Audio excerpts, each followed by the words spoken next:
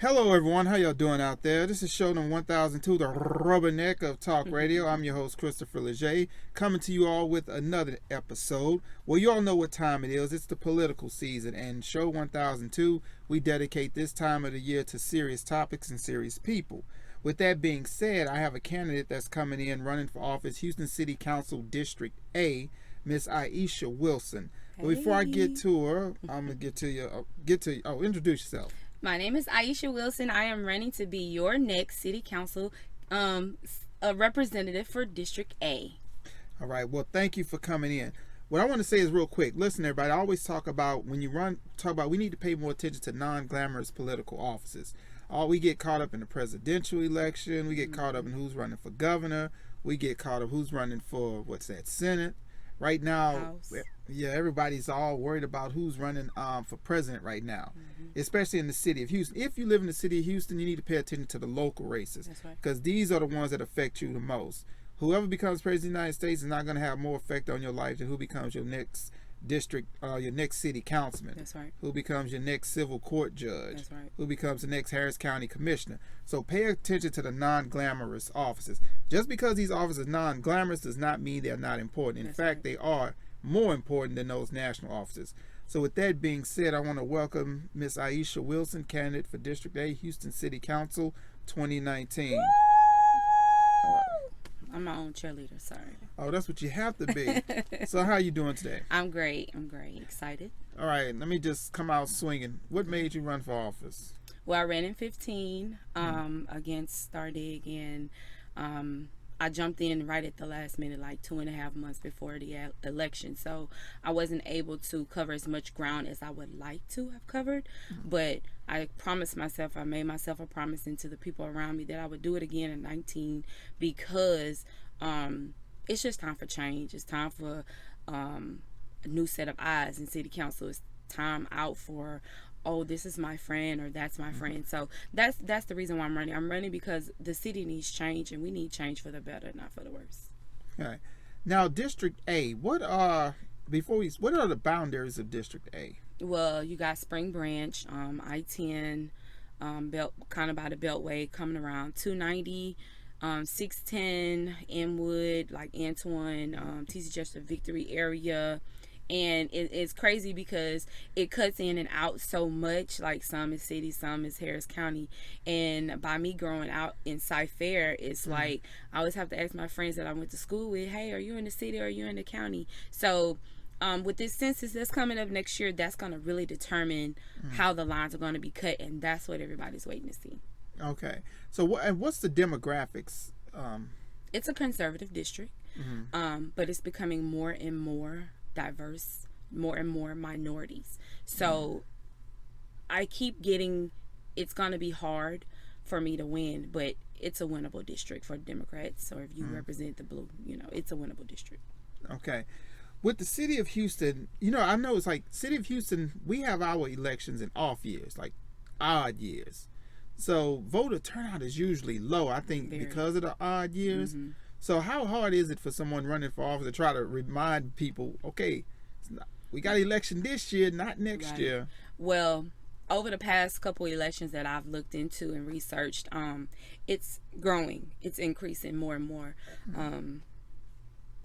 I mean, you just have to hit the ground, man. You just got to talk to people, knock on doors, send your mailers, phone banking. You got to do everything you can do just to make people aware of, hey, there is an election, just like the school board elections. It's on the off this same year. It's coming up May 4th. So a lot of people are not interested in that, even though it dictates and determines what your children will be learning and how much funding you get and stuff like that with bonds and all of that. So it's just something that us as candidates, we have to make sure we are letting the people know and making sure the public is aware that this is an election year. But now give us a little bit about your background. That sounds like a job interview question. Tell us a little about yourself, but just whatever pops into your head. Okay, well, I'm 38. I'm married. I don't have any kids. I'm a school bus driver, so I feel like I'm like the everyday person, average American who's working, paying taxes, paying your bills, going to work. but who's sick of the crap that's going on downtown? Who's sick of the crap that's going on in the state of Texas, in Austin, but who's sick of the crap of the stuff that's going on with the school board? I'm just that type of person. I'm tired of sitting back. I'm tired of hearing people talk and complain. Everybody complaining, but ain't nobody stepping up to do the work. So we have to be mindful. When you complain, you can't just talk about the problem. I'm the type of person, okay, we know the problem, but let's get to the solution. I like to help people. I don't make it so much known, hey, I helped this person, or I helped this group. No, because it's not about me. I'm the type of person, it's about just making sure that the next person is okay, because as a person, that's what you're supposed to be doing. You're supposed to be helping people who are not able to help themselves, and that's just pretty much who I am. All right. Another question, and y'all have to excuse my interview style. I keep on saying another question, like, what am I doing? I'm here asking questions, but that's for me to help myself, pause myself. What I want to ask, that sounds bad. Another question is, when you canvass in District A, what are some of the problems or some of the issues that the citizens are telling you about? What are not the issues? Let me not say ain't. Flooding, for sure, is like the top of people's list. Flooding, roads, drainages, transparency. Like, what's going on? Where the money at? I'm a firm believer, if you follow the money, you will see what's going on. You will see who pocket is going into. And that's one of the things I want to I tell people in the community. I want to be the transparent candidate. I want to be like, if the city is saying, well, this is what we're going to use, I want to be like, okay, well, we need to let the people know this is what we about to use this money for. Not where it's some big secret and then all of a sudden it comes out at the end in the wash and people are like, what? I didn't know that. So I hear a lot of that, like, people don't know what's going on. I hear a lot that in my area, specifically, that they don't really know who the candidate is. They barely see them. So I don't want to be that type of candidate. I want to be the candidate. I am going to be the type of candidate where you see me, you're going to know I'm here. If you have an issue and you call and you feel like your issue's not being done, please pull me on the carpet. Hey, this is not being done. I called your office. Let's try to work this together. I wanna set up where all the community, like, because everything's becoming a management district now. I want to be able to sit down, if not monthly, quarterly, with every management district. Okay, what's going on? What issues are y'all having? What improvements have y'all had? What do you feel like us as a district or as the city we need to do to improve even more? So it's all about communication for me. If you ain't communicating, then you're in the wrong thing. When you are a representative of a district, of a city, you have to have great communication skills. And so for me, that's all people want. They just want to know what's going on, and they're not getting that. And it's not just in my district, it's all over the city of Houston. So we just got to become better communicators and listeners. Mm-hmm. Hey everybody, this is show number 1002. I'm your host, Christopher J. I'm sitting here with Ieshia-Wilson, candidate District A. We're going to take a little short break. Once we come back from the other side of the break, I want to ask you a question about experience. Okay. Because I know a lot of candidates that when they run for office, those who hadn't served in office always get hit with that experience hammer or whatnot. So I'm asking you about experience, and what's your definition of experience? Got it. Hey everybody, this is show 1002, the rubberneck of talk radio. Like I say, this forum is open to anyone running for office. If you're a candidate for a political office, or if you're in a community, whatever. These are your airwaves. These are not mine. Maybe show 1002, but this belongs to you. So if you want to be a guest on the show, or know anyone who want to be a guest, just go to show1002.com. We'll be right back with Miss Ieshia-Wilson, candidate District A. I said Miss. I should be saying Mrs., huh? What's the one for married? I'm married, Miss. Miss? Miss. Oh, Mrs. is. Mrs. is MIS. I'm okay. MRS. Miss. All right. Well, what would I be? A mistress? Mr. A mister?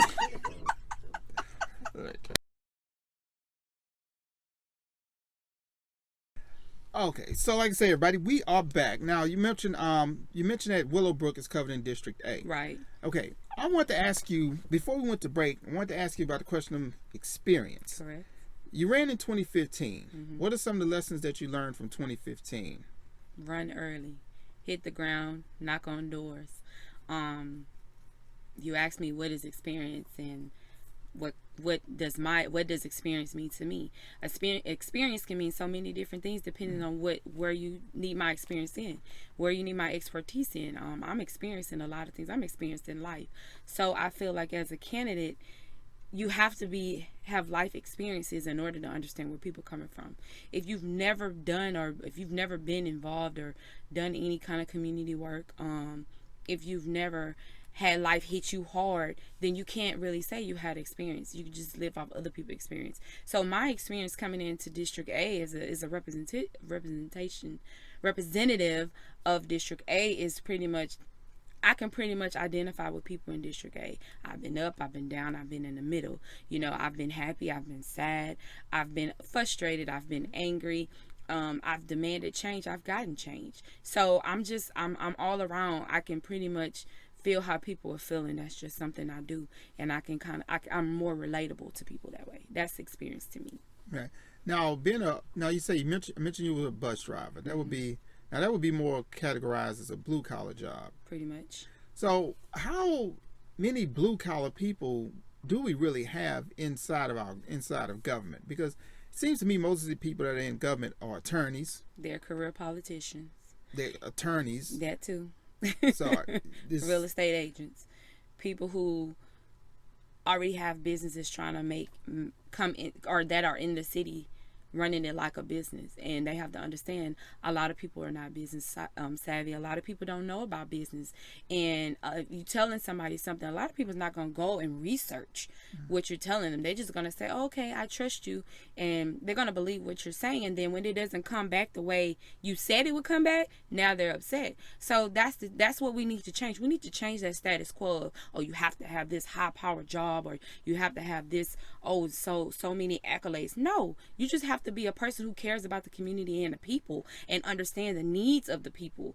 That's what we need. And it's time out for that, oh, I have this and I have that many degrees on the wall. Forget all that, because at the end of the day, your degrees do not help you deal with these people, obviously, because if they did, we wouldn't be going through what we're going through. So what issues in this day and age, how do you really know what issues are important to the citizenry? Because it seems like everyone's on social media. It seems like everything on social media is a problem. Mm-hmm. But people tend to ignore the problems that's sitting right in their face. Like, say, when it comes to flooding, maybe it comes to property taxes. So how would you get people to focus on what's really important, or which issues that really matter? Well, what I do is when I'm out, I ask people. And when people go to my website, I always tell people those issues. I have 3 issues listed. Those are the main issues I've heard. Those are not just my issues. Those are our issues. And so I'm running my campaign trying to be different. I want to be different. I am different.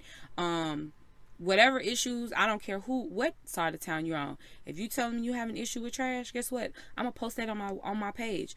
There's a trash issue, you know what I'm saying, in this area. These are not just my issues. These are everybody's issues. So I ask people, what's the problem? What is the main problem? Because some stuff can be resolved without it blowing up big, but some stuff need a little shaking. You know, we have a homeless problem. You know, a homeless epidemic, I feel like. And I feel like the city, they're not doing enough. You know, I'm on Facebook today. Somebody who's an advocate for the homeless, you know, crying out for help from the city. We got to be able to handle that. You know what I'm saying? That they are part of the community as well. They're just homeless. Most of us are probably one check away from being homeless. You know what I'm saying? So we have to be mindful of how we treating people, because the very same people you treating bad, you will wind up and find yourself in that same situation. You're gonna want somebody to show you some genuine, you know, care and say, okay, well, I know I did this. You don't want to have to come back and say I messed up. You know, you want to be able to get it right from Jump Street so everybody can, you know, start meshing together, start working together. So that's where I see the problem. It's a whole bunch of problems. Now, I know, like we talked about working with citizens of District A to address the issues. But how will you, if you are elected, how will you work with the fellow city council members? I'm willing to work with everybody. I feel like not every district is plagued by the same issue. I'm willing to work with anybody who's willing to work with me. Even if you're not willing to work with me, I'm still going to work with you, because at the end of the day, we are colleagues. We are here together. It's like a job. We going here together. A lot of people I don't like on my job, but I have to work with them. You learn. Hey, I like everybody at my job. I like everybody here at this radio station. You learn to get along. You learn to work work through problems and differences for better. If I say, oh, I don't like this bus driver, I'm not. If she needs help with her kids, I'm not gonna say, well, I don't want to take her kids because I don't like her. That don't have nothing to do with them. The job has to get done regardless of who you like. This is not a friendship. This is a job. So that's how I have to look at it. Okay.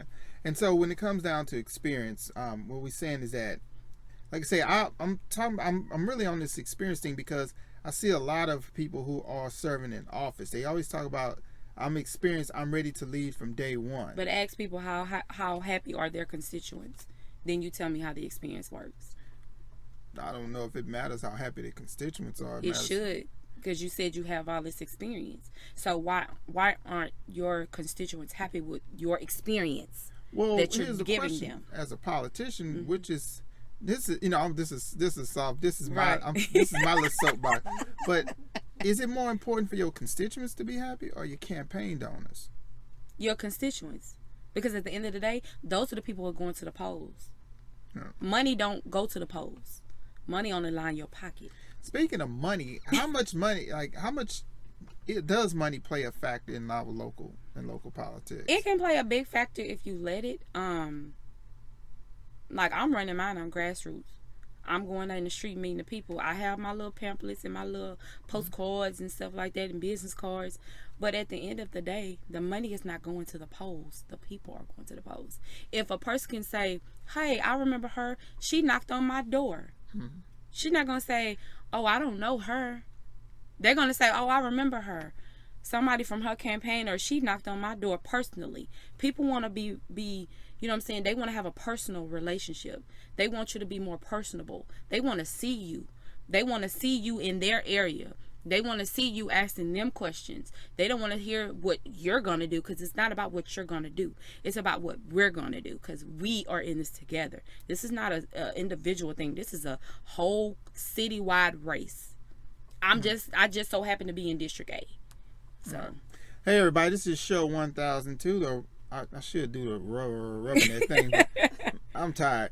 I'm tired of saying the rubberneck thing. I need to get a voice thing. This is the Rubberneck of Talk Radio. We're gonna take another break, and then I want to come back and ask you a couple more questions. Sure. And I want you to let us know how we can get in contact with your campaign. Like I said, everybody, this forum is open to everyone. If you're running for office, community activist, just go to the show's website, show1002.com. Right now I'm here with Miss Ieshia Wilson, candidate District A, Houston City Council. Remember, y'all, it's 2019. There's an election in the city of Houston. I know President Trump's running next year, but you got to decide in November your future. That's right. We'll be back after this.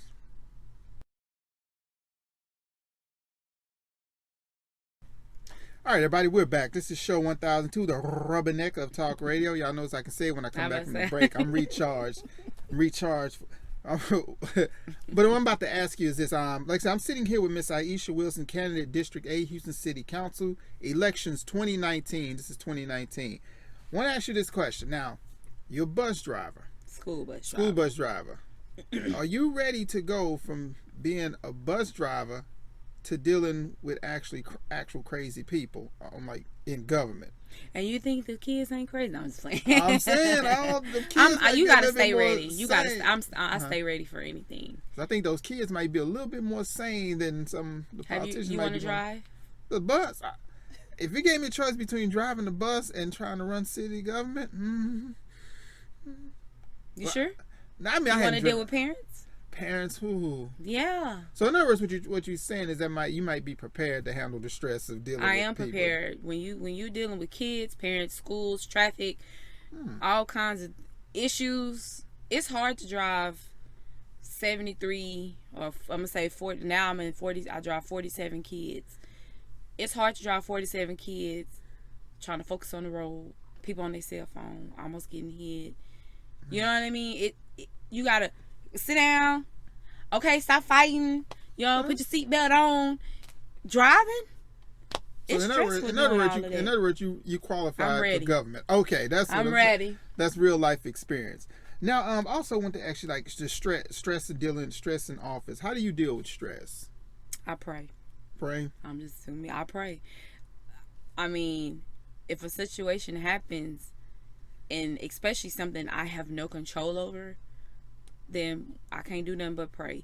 we have to realize with the city council, in order for things to really get put on the agenda, you have to have multiple people with the same agenda.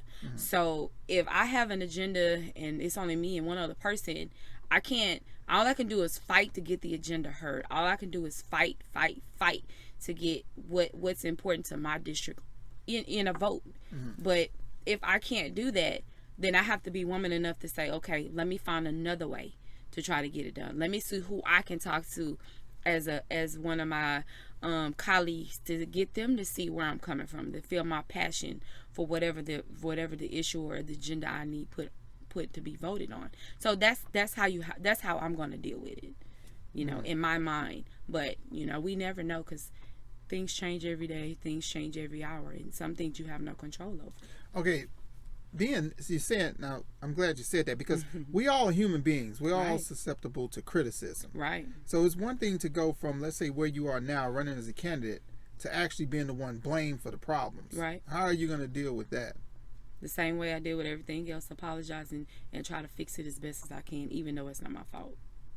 Because that's what's important. As long as the people are important who are not happy, as long as I treat them like they are important, and I understand, and I feel like I'm the type of person, I have a heart for people, so I can understand, I can feel when people are really hurt, and I don't want anybody to ever be hurt, but I know that's not in my control. And I also understand that everybody's not going to be happy, but you have to do your dangest to try to make everybody happy, to try to please a whole group versus just one set of people. So what about saying no? There's going to be some things you might have to say no to. And I understand that. I do that a lot. Driving. So I'm ready to say no, and I'm ready for the backlash of it. But I'm also ready to say no, but this is why I said no. You know what I'm saying? And when I say no, and then this is how it is, and I tell you why I said no, if you can give me some other reason to make me feel like, okay, well, maybe I should have thought about that, then hey, then maybe it can be a yes. Right. We're sitting here once again with Miss Ieshia Wilson, candidate, District 8, Houston City Council. I want to ask you, is there any issues, anything that you want to highlight, or what's going on in District A that we might not know about? Just the flooding, man, it's bad. I just feel like the city as a whole is just not District A. Like I tell people, I represent District A, but I really represent the city of Houston. So I feel like it's so many issues all over the city. They all need to be addressed. We just have to find time to do it, and it can't just be, oh well, that's not in my district, so that's not my concern. No, because if it's happening in C, that's my concern, because C affects me. You know what I mean? If those constituents aren't happy in C, I need to figure out, okay, well, let's work together. Let's see what we can do, because everybody's not going to have the eyesight to see how to fix a problem. You're going to need other people. So I just want to highlight that everybody needs to just be aware of what's going on, be conscious of what's going on, and get out and vote, and stop letting your right to vote go. You know what I'm saying? We had so many people who died for us to vote. That not just women, but as an African American female, people lost their lives so we can vote. So let's honor them and vote before we get to a point where the government says, well, you can't vote. Then we're gonna be like, well, we want to vote, but they're gonna be like, well, when you had the opportunity to vote, you didn't want it. So let's not squander our opportunity. Let's take our opportunity and let's go full charging with it and let people know. Well, one thing I do believe in voting, I believe everybody votes, even if when you don't vote. Right. So let's vote right. Right. No, not vote. My last question, and I have to ask this, I will not be in the essence of fairness. I ask all political candidates this. The way you know a political candidate is really working on someone holding office, their hair turns gray. Oh, I have gray already. Which is 38. I know, but it's natural. So, I love it. You don't mind your hair going gray? I love it. I do. That ended that. I have no segue. What can you say? I love gray hair. I mean, I'm like, man, I can't wait. You know what I'm saying? That's that wisdom. Right. So we're going to be saying after what? If you get elected after 4 years, we're going to be it's Grandma Ieshia? What do you mean, Grandma Ieshia? When your hair goes gray. Just because my hair is gray doesn't mean I'm a grandmother. I don't even have kids. Yeah, that's true. it's not gonna be 4 years. It's gonna be 8 years because I'm gonna run again and win. I can believe that. Yes. I'm gonna give you the last word. Tell us how we can reach you. Where's your any campaign events, anything that you got coming up? I don't have anything right off coming up, but you can reach me on Facebook at Ieshia Wilson. My website is www.ieshewilson.com. You spell it IESHEIAWILSON. Don't forget the second E. All right. Well, thank you so much for coming on to the show. Thank I really you for having enjoyed me. it. Great questions. Enlighten me to a couple of things. Everybody, get out and vote. District A. Go vote. District A. District B, C, whatever. Everybody go vote. No, I'm just saying everybody go vote. Okay. But definitely right now focus on District A. Please. District A, get out there and vote. Miss Ieshia Wilson, candidate, District A, Houston City Council, 2019. That's right, November 5th. See you at the polls. 2019, that's this year, people. That's this year. I'm your host, Christopher Leger, and that's it. I'm pretty much out. But definitely, one more time, how can we reach you? What's your website? It's www.ieshewilson.com. All right. And y'all know where to go. Go show1002.com. Y'all have a good one.